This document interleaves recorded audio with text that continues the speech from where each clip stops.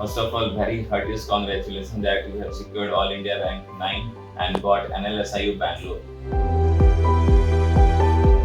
So, बहुत बच्चों का एक डाउट्स रहता है कि सर हमें सीन जो हमारे टॉपर्स हैं उनकी प्रिपरेशन स्ट्रैटेजी क्या होती है, क्या फॉलो उन्होंने किया जो आज वो टॉप 100 रैंक में आए हैं ऑल इंडिया।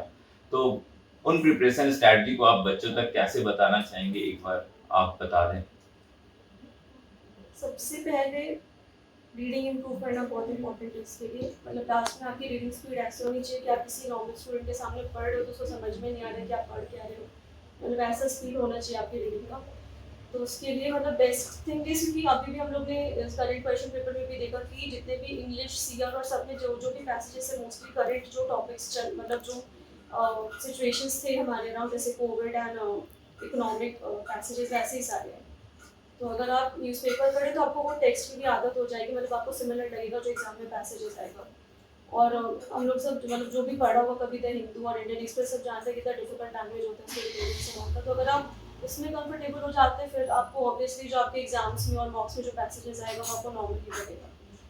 तो न्यूज़पेपर आप कैसे स्टार्ट किए थे पढ़ना? सीधा डायरेक्ट आप द हिंदू से स्टार्ट किए या फिर from the basic times of India से आपने द हिंदू पे शिफ्ट किया था? I started with the Hindu itself. मतलब शुरू में मेरे भी बाउंसर जाता था, नहीं समझ आता था मेरे को भी। मतलब बट ऐसे क्योंकि दो प्रॉब्लम थे। एक तो लैंग्वेज बहुत अच्छी है न्यूज़पेपर की और फर्स्ट मेरे को उस समय उसके पहले मेरे को लाइक करंट अफेयर्स के बारे में कोई नॉलेज नहीं था कि क्या चल रहा है आसपास। और उसमें तो उसी पे डिस्कशन होता जो चल रहा था। तो ऑब्वियसली मेरे को थोड़ा कम ही समझ में आता था, बहुत टाइम भी लगता था। बट धीरे धीरे फिर जैसे करंट अफेयर पूरा न्यूज़पेपर भी पढ़ने लगी और मैं दो पार्ट में पढ़ती थी। एडिटोरियल पढ़ लिया सुबह सुबह उठ के और बाकी जो न्यूज़ है वो बाद में शाम को, क्योंकि पूरा पढ़ना तो बहुत ज़्यादा हेक्टिक हो जाता था मेरे लिए। Obviously. तो उसका वर्ड लिस्ट आप डेली फॉलो कुछ उसमें से प्रिपेयर करते थे सम वर्ड्स, या फिर आप कैसे वर्ड को फिल्टर आउट करते थे? बनाया था word list okay. But to be honest ना तो उसको दोबारा कभी खोल के देखा उस कॉपी को।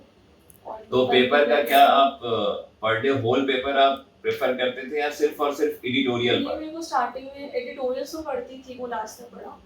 बट बाकी क्या पढ़ना है स्टार्टिंग में मेरे को बिल्कुल आइडिया नहीं था। जैसे कि सिटी न्यूज़ वगैरह उतनी इंपॉर्टेंट नहीं होती पढ़नी। और तो मतलब मैं पढ़ लेती थी, मेरे को बिल्कुल आइडिया नहीं था कि क्या एग्जैक्टली पढ़ना है क्या नहीं पढ़ना है। तो मतलब इंपॉर्टेंट न्यूज़ छोड़ देती थी और जो नहीं इंपॉर्टेंट था वो पढ़ लेती थी।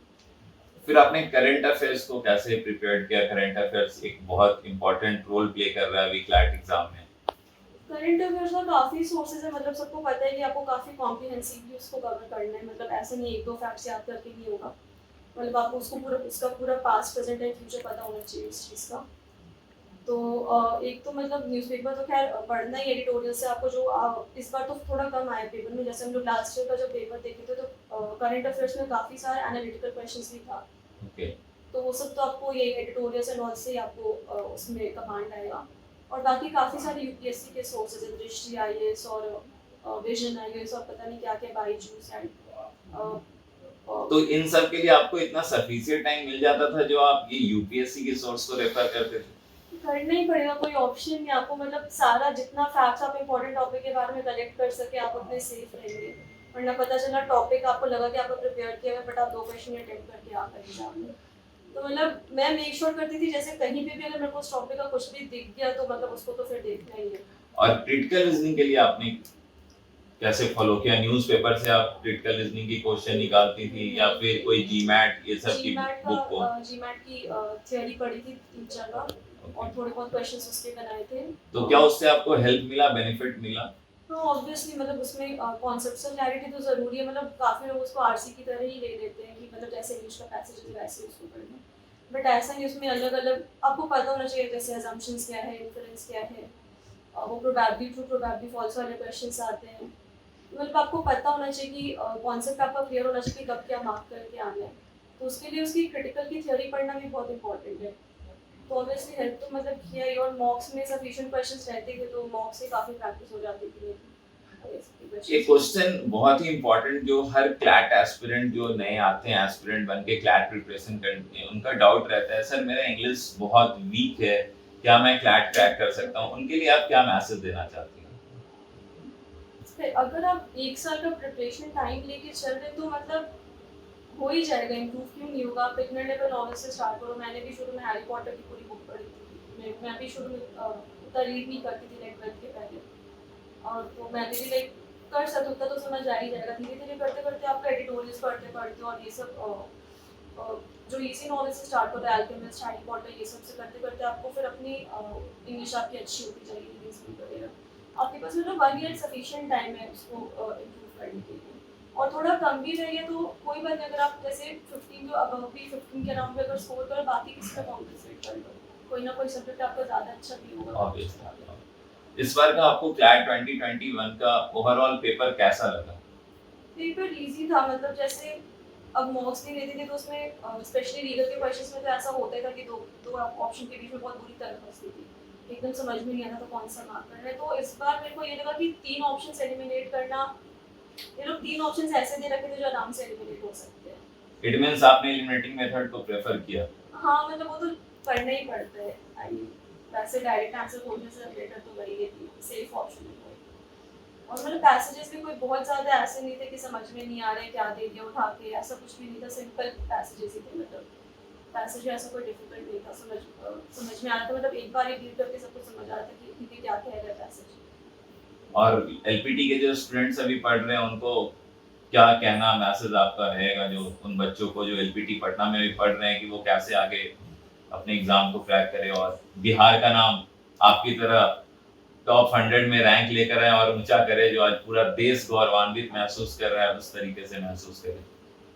मेरी जो सबसे बड़ी मिस्टेक थी, जो मैंने लास्ट मोमेंट तक की मॉक्स को सीरियसली नहीं ले रही थी, जैसे मैंने बताया, तो स्पेशल मतलब शुरू में ठीक है, अगर आप थोड़ा कम भी रेगुलरली दे रहे हो, मतलब आपके मार्क्स तो वैसे जब तक आप रेगुलरली दोगे आपके मार्क्स तो इंप्रूव होने वाले हैं मॉक्स में। ओके। क्योंकि मैं जब दे रही थी तो मतलब 3 पैसेज लीगल के छूट रहे हैं, 2 पैसेज क्रिटिकल के छूट रहे हैं, तो ऐसे करके ही ज़्यादा था, स्पीड बहुत कम था मेरा।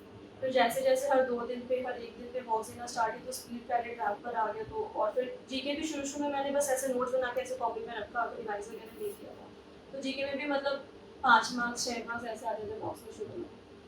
तो पहले तो जीके इम्प्रूव हुआ तो मतलब 15 टू 20 मार्क्स का इंक्रीमेंट तो जीके से ही मिल गया मेरे को, जो मॉक्स में मार्क्स इम्प्रूव होना शुरू हुआ, और बाकी स्पीड अच्छा हो गया तो सारे पैसेज अटेम्प्ट कर पाई, अभी भी एग्जाम्स में मैंने एक भी पैसेज नहीं छोड़ा।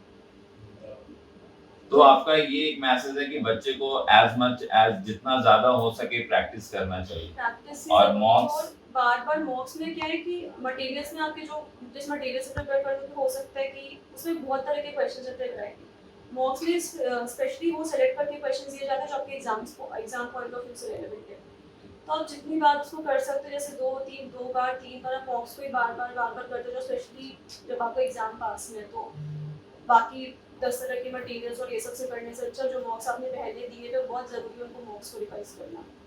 और मैं जो भी चीज़ आप जिस भी मटेरियल से प्रिपेयर किया, स्पेशली लास्ट टाइम में उसी को बार बार लोग को ये मिसकंसेप्शन रहता है कि मैंने तो ये सॉल्व कर लिया तो अब देखूंगी तो आंसर याद आ जाएगा, क्या फायदा।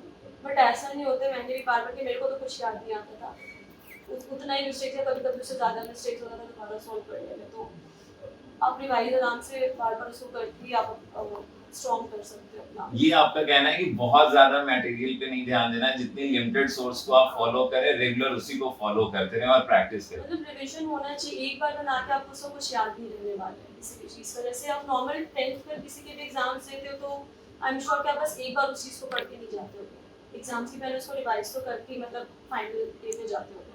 तो वैसे इसमें भी आपका क्वेश्चन भले पहले बनाया हुआ आपने बहुत अच्छी से एनालाइज किया होगा, बट आप थोड़े समय के बाद भूलोगे उसको। ऑब्वियसली।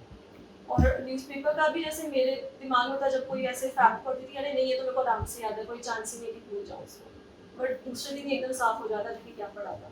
तो अपनी मेमोरी पे इतना ज़्यादा भरोसा नहीं करना है, उसको लिख कॉपी में कुछ नहीं जाएगा, आप बाद में रिवाइज कर पाओगे।